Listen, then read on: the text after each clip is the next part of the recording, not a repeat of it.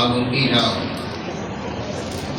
Pagpapalan ng ating Panginoon sa Kristo, pag-ibig ng 7:40. Diyos Ama, at ang pakipagkaisa ng Espiritu Santo naway sumainyo lahat.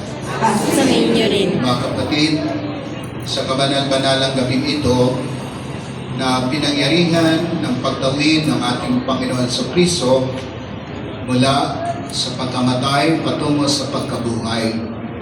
Ang sambayanan niya ay nag-aanyaya sa lahat ng mga anak na nais na nasa iba't ibang panig ng daigdig upang magtipon-tipon sa pagganap na magdamang pagdiriwang, sa pagganap natin sa alaala natin sa Pasko ng Panginoong nagtatagumpay, sa pakikinig ng salita at pag-aain ng kanyang buhay.